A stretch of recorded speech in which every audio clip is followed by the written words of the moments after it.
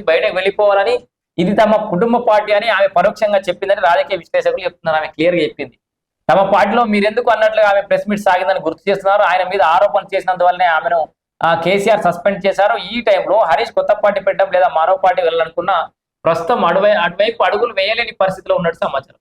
ఇక్కడ నోరు విప్పాలంటున్న ఫాలోవర్స్ చాలా మంది ఏమో నోరు విప్పురి హరీష్ నోరు విప్పాలి, హరీష్ రావుపై కవిత చేసిన ఆరోపణలు నిజమైతే కేసీఆర్ ఆమెను ఎందుకు సస్పెండ్ చేస్తారని సిద్దిపేట ఎమ్మెల్యే ఫాలోవర్స్ ప్రశ్నిస్తారు.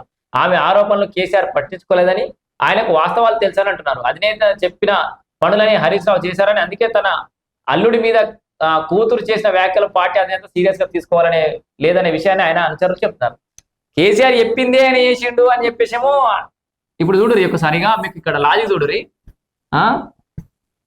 సో క్లియర్ గా కేసీఆర్ చెప్తే హరీష్ రావు చేసిండు.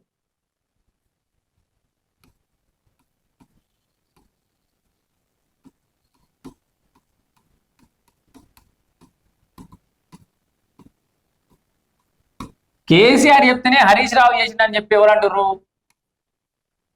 టిహెచ్ఆర్ అభిమానులు అంటారు, టిహెచ్ఆర్ ఫ్యాన్స్. కవిత ఏమంటుంది? కేసీఆర్ ఏం అవినీతి చేయాలి, హరీష్ రావే అవినీతి చేసిండు అంటుంది. సో ఇది ఇండైరెక్ట్ ఎక్కడ పోతుంది? కవిత చెప్పినటువంటి వ్యాఖ్యలు కాళేశ్వరం అవినీతి జరిగింది వాస్తవమే, హరీష్ రావు చేసిండు, హరీష్ రావు చేసిన వరకు కవిత కెరక. హరీష్ రావు ఎవరు చెప్తే చేసిండు? కేసీఆర్ చెప్తే చేసిండు. సింపులా? అవినీతి జరిగింది అనేది మాట వాస్తవమా? ఇక బీఆర్ఎస్ పార్టీలో మీకు ఒకటి చెప్తా. ఈటెల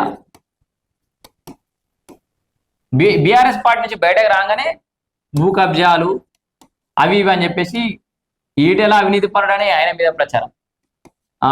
మైనంపల్లి బయటకు రాగానే భూ కబ్జాలు అవినీతి అది అని ఈయన మీద ఆరోపణలు. ఇంకెవరన్నా గువ్వల బాలరాజు బయటకు రాగానే ఈయన మీద కూడా అవినీతి ఆరోపణలు. మరి బీఆర్ఎస్ పార్టీలు ఉన్నప్పుడు గడ్డి వీక్తురా వీళ్ళంతా? ఇంకేమన్నా వేసి ఇంకేమన్నా ఏ నీకు వేయరా? గుడ్డిగాడిది పండ్లు తొమ్ముతురా వీళ్ళేమన్నా? ఇప్పుడు వీళ్ళ పార్టీలకి వెళ్ళి బయటకు వస్తే కథం భూ కబ్జాదారులు అవినీతి పరులు అక్రమాలు చేసిన వాళ్ళు అవుతారు. పార్టీలు ఉన్నంత శుద్ధపూసలా ఆనిముత్యాల కవిత గురించి. ఇప్పుడు కవిత బయటకు రాగానే కవిత గురించి ఆరోపణలు.